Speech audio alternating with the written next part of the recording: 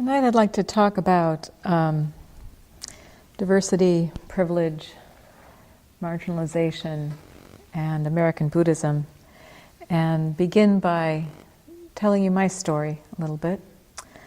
When I was a young child, I was born in 1959, and I was born to parents in the suburbs of Chicago who were very cautious. Their life experiences led them to have some concerns about people who were significantly different from them in culture and in economics, and certainly in sexuality. And so they, wanting to be good parents, tried to tell me where to be cautious and where to keep my distance. And it was interesting to me because this was at the time of Martin Luther King Jr.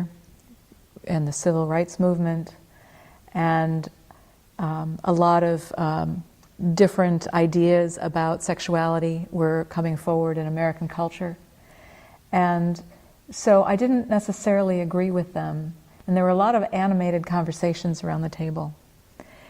And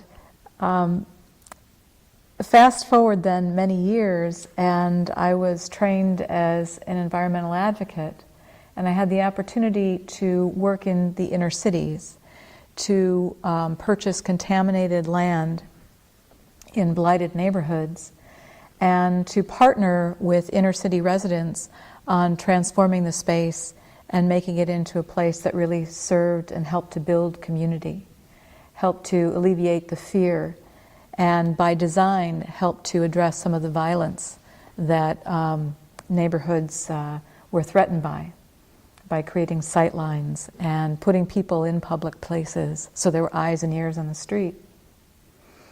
And this work, particularly the work that I did in inner city Milwaukee, was extraordinary to me because I was unprepared for working across culture. I went in rather idealistically and was quickly told that I was a white woman from Madison, and that frankly there was too much history in the neighborhood of well-intentioned do-gooders coming into the community and making promises that they didn't keep. And so it took years of working and meeting and talking to build trust. And I one day found myself in a meeting where I was the only person of white skin tone. And there was something about the meeting which was so incredibly different from anything I had experienced before. As people arrived, there was a camaraderie that was quite beautiful. There was an ease and a familiarity and a certain understanding that I couldn't really begin to absorb fully, but I could sense that it was something very different from any other community I had been in before. And I remember at the time feeling so incredibly honored that I was welcomed into this inner refuge with a community of people who clearly, when they were in other kinds of meetings, behaved in other kinds of ways, because I had by this time known them for years.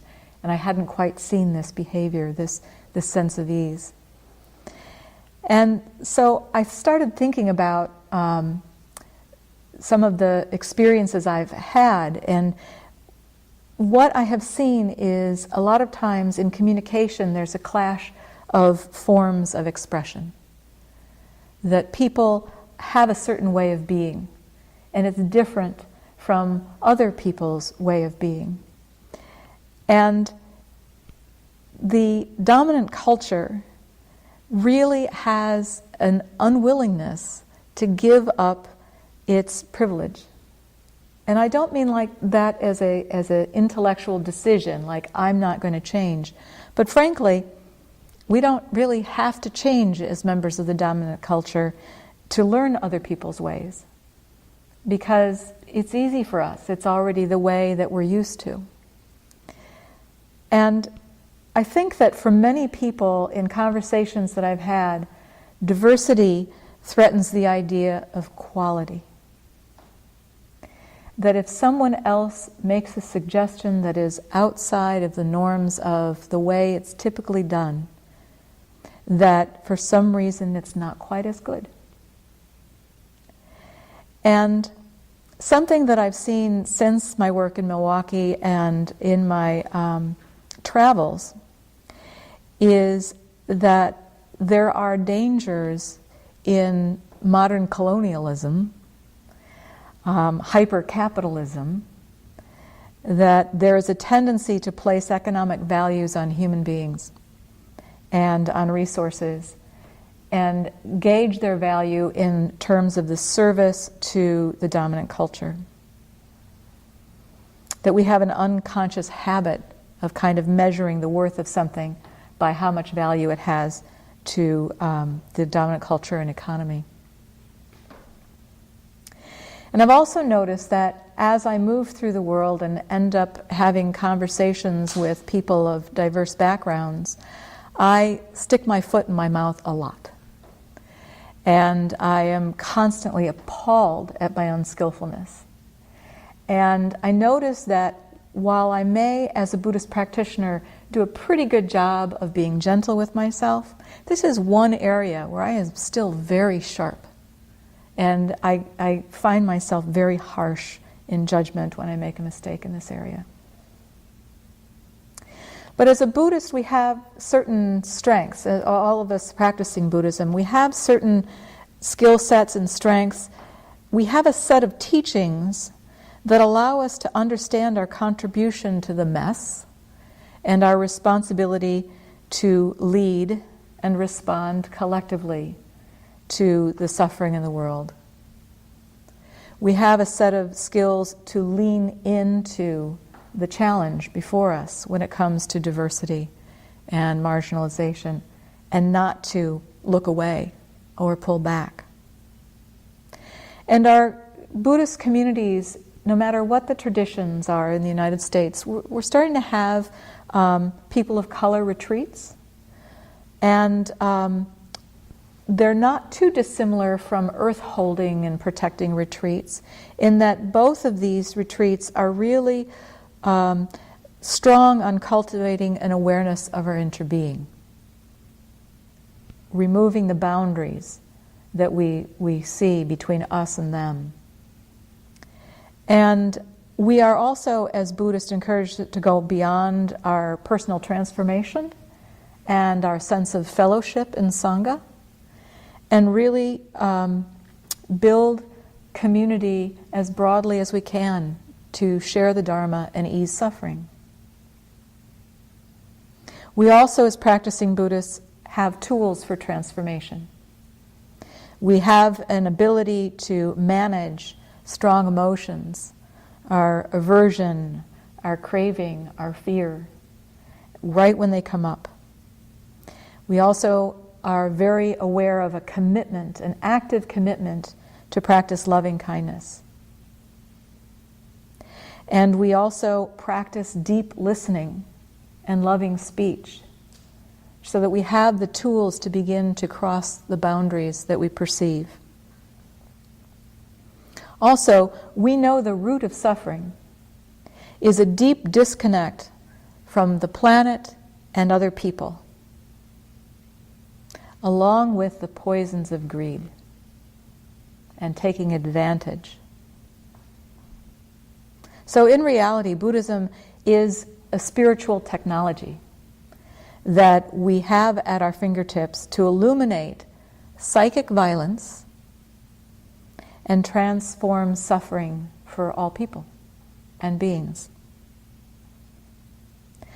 Because of my work in the environment that went into some non-traditional communities, because the environmental movement is also a movement that is criticized for not being very diverse, but because I went into communities that were traditionally not engaged in environmental issues, I was invited to be a part of something called the Mandala Project, which is started by Roshi Angel Kyoto Williams, and she's pulled together a steering body of people to begin to look at proactively disseminating information and best practices on race and class, gender, and other marginalized communities. And she's looking at addressing this across the United States for Sanghas just like ours, to remove from the table the reason, well, we don't know what to do, so that all Sanghas can have some tools and best practices and know what to do to be more inclusive. And I'd like to credit a lot of the understanding that I bring forward tonight to a retreat that the Mandala project that we had at the Garrison Institute in New York just a couple months ago now. And we talked about the notion of bringing our whole selves into a space when we meet people. And what we did at the very beginning was there was a rug in the middle of the room and we were all sitting around it. And she suggested we stand up around this rug and different questions would be tossed out, and if they applied to you, you'd step onto the rug and then you could step off. So who here has children? And I stepped onto the rug, looked around, many people had stepped on and stepped off. And who here has a college degree? And I stepped on. And who here has advanced college training? And I stepped on. And who here has lived part of their lives outside of the United States? And I stepped on. And so the questions went on and on like that. And it became very clear to me, I should say that I was invited onto the steering body to serve as the white woman. And it became very clear to me that as I kept stepping onto the carpet, that I was not only the white woman, but I was the person there with profound privilege. And I have known for a long time that I'm incredibly fortunate. And I have seen that as a reason to be of service to others, because I have inherited blessings that just came to me, and I know that. But what floored me that day, realizing how much privilege I had in the room, what floored me was I was really the last person in the room to know it. Everyone else there had caught on to that before me. So at the same retreat, we talked about the myth of white progressivism. And the fact is that we don't get that we still don't get it. And it reminded me of a story that Stephen Spiro shared some months back of a classic Buddhist tale of a fisherman who leans over the edge of a boat and sees a very large fish in the water, and he says, "Hey fish, how's it going?" And the fish says, "Not bad, how about for you?" And the fisherman says, "Great. How's the water?" And the fish says, "What water?" And it struck me when Stephen told the story, he was saying it for a different purpose, but it struck me that that is privilege. That we swim in it, we eat it, we breathe it, and we don't even know it. Also, as part of the Mandala project, we talked about the center of advocacy, or the center of waking up to the complexities and the opportunities of diversity is really spaciousness and acceptance and inclusion